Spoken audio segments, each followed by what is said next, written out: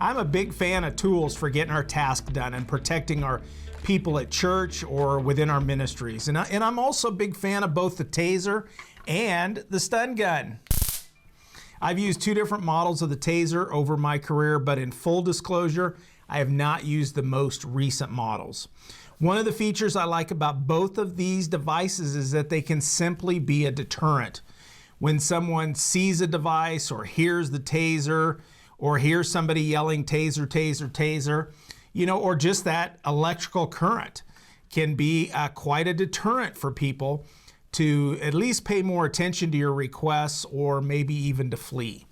So, it's simply a great attention getter. Now, as I say positive things, in a few minutes, I'm going to tell you a couple of keys from my experience on my real thoughts about these tools. So it's not all fluff. I love them, but it's simply not all fluff. And that is, they're tools in our tool chests that we need to maybe help us with taking care of our people and getting things accomplished. But do we really need these tools?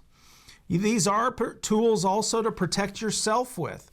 So simply having these devices can be a great protection for yourself.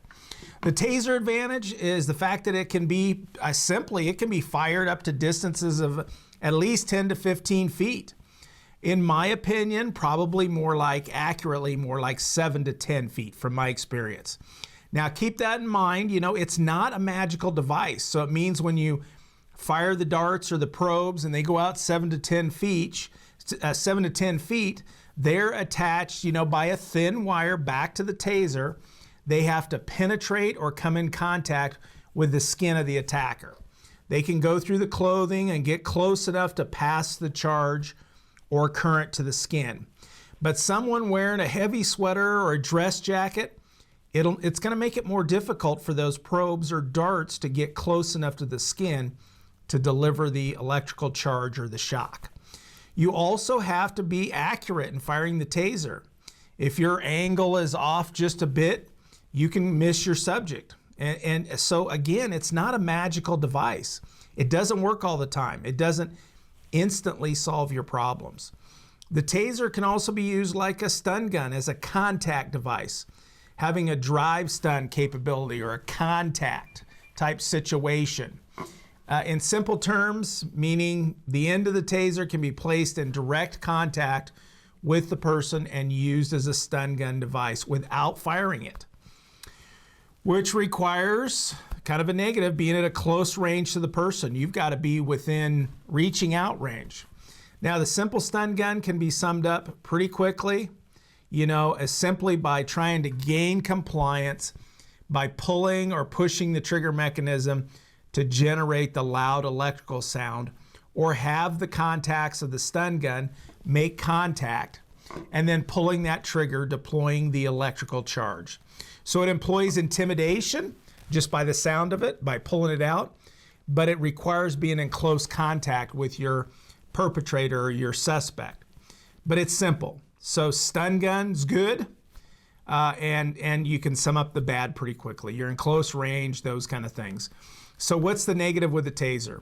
One is the cost. It may look like a great device, but for even the basic ones, it's $400 as of the time of this recording. But don't forget, you need to practice to get comfortable with it. And how many times do you need to practice? You have to deploy it, you have to fire it to get comfortable with it, to get accurate, to be able to use it under pressure. That's the big deal.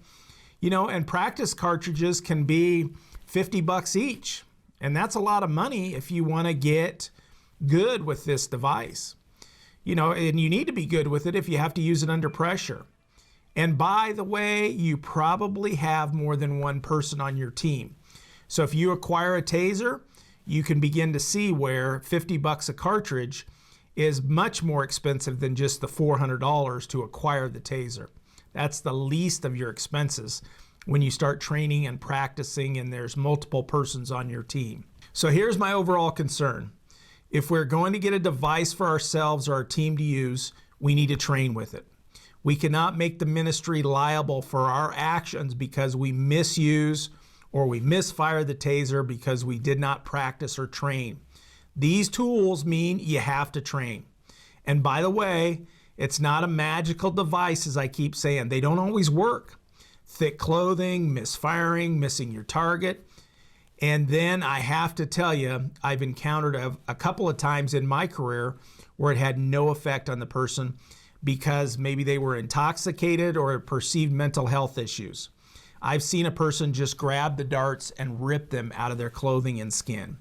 So if I'm watching out for you and I'm watching out for your team and the liability of your church, I have to say there's a lot of these devices and there's a lot to them.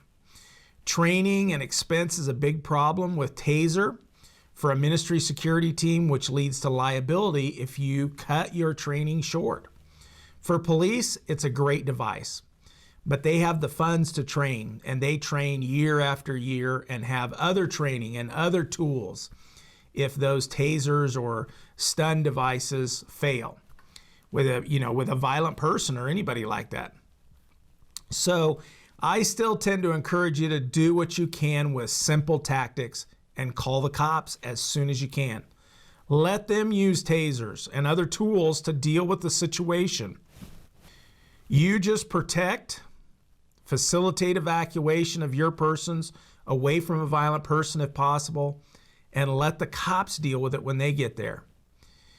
Thank you so much for paying attention. Those are my opinions. I certainly want to encourage you to do your own investigation, do your own research, look at your own budget. Maybe you can afford lots of practice cartridges for the Taser. So thanks for joining me today. Thanks for taking the time to look at protecting your people and your church. And I hope that you stay safe and secure until I can catch up with you again on the next video.